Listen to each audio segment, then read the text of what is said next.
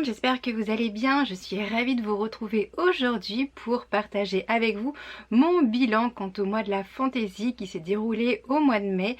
J'ai lu quelques livres dont je voulais bien évidemment vous parler. Tout d'abord, j'ai découvert Nevermore, c'est le tome 1 de Jessica Townsend, c'est publié aux éditions Pocket Jeunesse et il s'agit des défis de Morrigan Crow. On découvre les aventures de la jeune Morrigan. Morrigan est née le jour du merveillon. Ça veut dire deux choses, tout d'abord qu'elle est maudite et ensuite qu'elle doit mourir à minuit le jour de ses 11 ans. Morrigan est préparée, sa famille pareil, en même temps sa famille n'est pas hyper sympathique, tout est prêt et donc tout le monde s'attend à ce que Morrigan meure. Mais voilà, il va se passer un petit quelque chose. Quelqu'un va venir et va enlever Morrigan pour l'envoyer, enfin pour l'emmener plutôt dans un pays que j'ai trouvé absolument merveilleux. Dans ce pays, Morrigan va rencontrer des personnes. Alors elle va bien évidemment avoir des ennemis, mais pas que, elle va se créer des amitiés. C'est tout nouveau pour elle, hein, parce que comme c'était une maudite, personne ne voulait lui parler avant. Mais là, les choses vont un petit peu changer. Pour pouvoir rester dans ce monde, eh bien elle doit passer 4 épreuves. Alors pour arriver à la 4e qui est vraiment l'apothéose, elle doit réussir les 3 premières. Donc il se passe plein de choses. J'ai adoré cette lecture. L'univers décrit par l'autrice est absolument génial. Alors au début il y a certes un petit côté Harry Potter. J'avais un petit peu peur de cet aspect, mais bizarrement ça ne m'a pas du tout gênée. J'ai adoré, on est dans un univers de magie, c'est absolument génial. Il n'y a pas des grandes descriptions de l'univers, mais l'autrice arrive à nous faire part de détails, enfin je sais pas comment vous dire, mais je me suis retrouvée totalement happée dans ce nouveau monde. Enfin voilà, j'ai trouvé ça génial, vous l'aurez compris je crois. J'ai eu un coup de cœur pour ce livre, je ne pensais pas du tout, hein, très sincèrement ça fait comme ça plusieurs mois qu'il est dans ma pile à lire. Et je me suis dit mais pourquoi je ne l'ai pas lu plus tôt. En plus ça se lit hyper vite, il est un petit peu gros mais les caractères sont assez gros et puis c'est quand même assez espacé, c'est du pocket jeunesse donc voilà, ça va vite. J'ai adoré voir également l'évolution de Morrigan. Elle passe vraiment d'une petite fille maudite, totalement repliée sur elle-même, à quelqu'un finalement qui en veut, qui se bat, qui ne se laisse pas faire et ça c'est super bien. Bref, on voit une véritable évolution entre la Morrigan du départ et la Morrigan de la fin. Il s'agit d'une série, vous vous en doutez, je compte bien découvrir cette suite et cette fois-ci, eh bien je ne laisserai pas autant de temps. On change totalement de registre et j'ai lu Cendrillon et moi, c'est de Danielle Taylor et c'est publié aux éditions de Noël. On retrouve donc l'histoire de Cendrillon, tout du moins c'est ce que je pensais que ça allait être une réécriture. Et on est cette fois-ci du point de vue de sa belle-mère, donc on nous disait la belle-mère parle enfin. Je pense que vous êtes comme moi, la belle-mère de Cendrillon, on la trouve juste ignoble, atroce, bref. C'est vraiment le cliché de la marâtre. Et là, eh bien, voilà, on n'a pas tout à fait ce sentiment. J'ai lu ce livre en lecture commune avec Amandine et on s'est un petit peu encouragé à le lire car il ne se passait pas grand chose. En fait, on va suivre la belle-mère de Cendrillon depuis sa jeunesse. Donc on voit tout ce qu'elle a subi, elle était lingère, elle était sous les ordres d'une lingère. Vraiment, elle vient d'un milieu qui est très, très pauvre et on la voit comme ça au fur et à mesure évoluer. On a au début en plus quelques petits, je vais pas dire des flashbacks, mais des petits chapitres en fait qui reflètent en fait l'histoire actuelle de Cendrillon et au bout d'un moment bon, on les a plus ces chapitres, donc on voit vraiment l'histoire de la belle-mère et puis tout d'un coup il n'y a plus les petits chapitres actuels, bref. Et le gros point noir en fait pour moi, c'est que je n'ai pas trouvé que la belle-mère, je vais dire la marâtre, mais non, que la belle-mère était méchante. Franchement, c'est un petit agneau. elle est super gentille, on a même envie de la plaindre. Et moi j'avais pas du tout envie de retrouver, d'avoir ça dans un livre. Alors en plus je pensais que c'était de la fantaisie, mais très sincèrement je me suis posé la question, parce que on est dans un univers qui ressemble au nôtre, bien sûr il y a fort longtemps, mais bah, j'ai pas trouvé d'univers créé. Pour moi c'est davantage un roman historique plutôt que de la fantaisie, donc j'ai été assez déçue. Celui-ci voilà, j'ai eu du mal à le lire parce que finalement bah, j'ai lu un livre auquel je ne m'attendais absolument pas.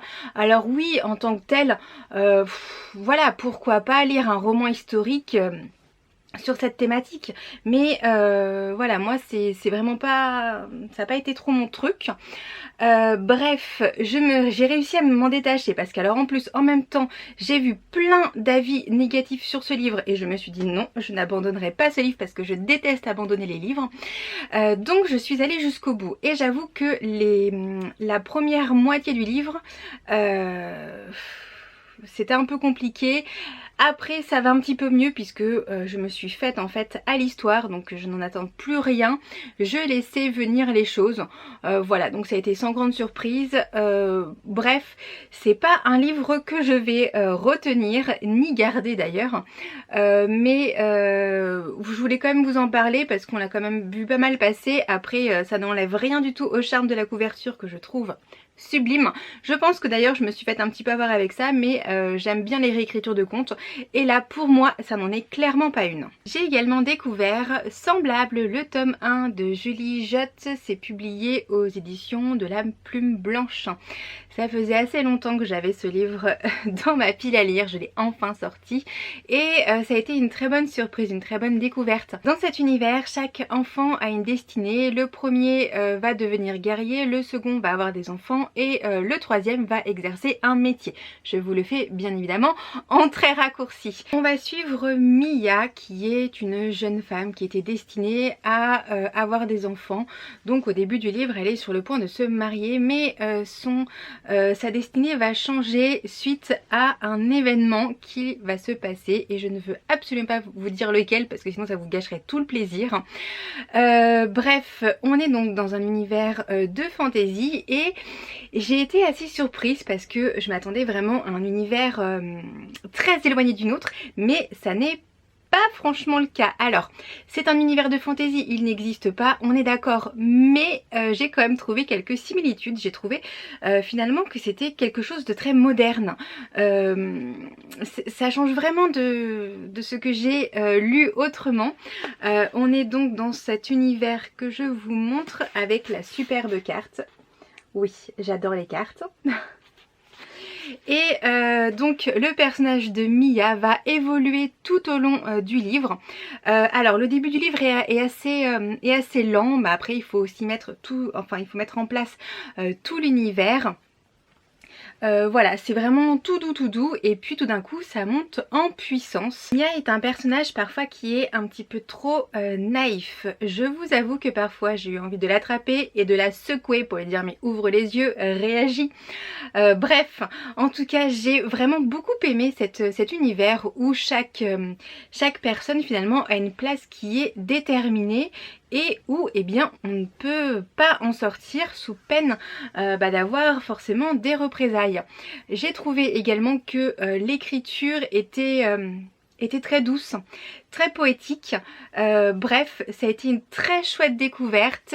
La fin du tome 1 donne clairement envie de lire la suite et je me ferai un plaisir de découvrir le tome 2 quand il sortira. J'ai également lu le tome 1 d'Ash Princess de Laura Sébastien, c'est publié aux éditions Albert Michel dans leur collection Wiz. On découvre Théodosia qui à l'âge de 6 ans a assisté à l'assassinat de sa mère, la Reine du Feu, et depuis eh bien elle vit sous le joug du Kaiser qui très sincèrement est ultra méchant. Bref, Théodosia ne s'appelle d'ailleurs plus Théodosia mais maintenant Thora et c'est la princesse des cendres. Voilà un petit peu pour l'ambiance. Je ne veux pas vous en dire plus parce que je trouve que le résumé est finalement hyper spoilant et vous n'auriez pas la surprise voilà, que j'ai eue parce que je n'avais pas lu le résumé et j'ai clairement bien fait. Bref, j'ai adoré. Alors je ne m'attendais absolument pas à autant apprécier cette lecture. C'était vraiment la grosse surprise. L'univers de fantasy est juste génial. C'est très bizarre, mais pour moi, je ne sais pas comment vous le décrire autrement, j'ai l'impression que c'est de la fantasy médiévale.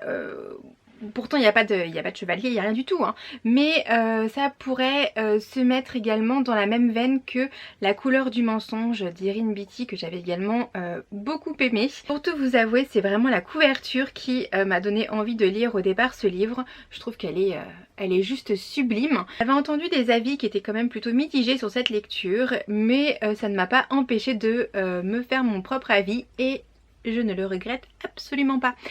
Il y a un mélange de complot, de trahison tout au long du livre. J'ai trouvé ça mais tellement bien fait, tellement juste en fait. J'avais l'impression d'être projetée dans cet univers qui est super bien décrit en plus. Le personnage de Théodosia est juste génial. Je n'avais rien à lui reprocher. Je l'ai trouvée hyper courageuse parce que bon, maintenant c'est une ado et vraiment tout ce qu'elle a subi, tout ce qu'elle a vécu, c'est juste dingue en fait. Et elle décide en fait de reprendre le pouvoir. Forcément c'est ultra dur pour elle parce que le Kaiser est quand même voilà, quelqu'un qui est très peu sympathique, comme je vous l'ai dit tout à l'heure. Oui, en fait je me soulage la main parce que ce livre, en fait on dirait pas, hein, mais il a plus de 500 pages. En revanche, eh bien j'ai été un petit peu saoulée par encore un énième triangle amoureux. Je n'en peux plus de ces triangles amoureux. C'est pas possible. Arrêtez, stop. Non mais là en fait ça fait vraiment trop cliché. Ce n'est pas du tout mon truc. Mais bon, j'ai réussi à fermer les yeux là-dessus pour quand même passer un super moment de lecture. La suite est sortie il n'y a pas longtemps. Il s'agit de Lady Smoke. Elle est dans ma pile à lire et je compte la découvrir cet été parce que c'était vraiment très chouette. Il me reste un dernier livre à vous présenter et il s'agit de La Muse des cauchemars de Laini Taylor, publié aux éditions Lumen. C'est le tome 2 de cette duologie, donc normalement c'est la fin. Je n'ai clairement pas envie de vous faire un résumé de ce tome 2 puisque sinon ça va vous spoiler sur le tome 1. En tout cas, je peux vous dire que si vous n'avez pas lu le tome 1, on est en plein désert et en plein désert il y avait une ville de laquelle sortaient des caravanes remplies d'or et puis tout d'un coup eh bien cette ville a disparu et son nom a également disparu. Voilà, beaucoup d'énigmes et ce tome 2 eh bien, va répondre à certaines des interrogations. Alors j'ai vraiment aimé voir l'évolution des personnages que j'ai trouvé super chouette et je l'ai trouvé un petit peu moins... il y a quelques petits aspects en fait, enfin il y en a surtout un qui m'a un petit peu dérangé, c'est que à certains moments eh ben, il y a une petite...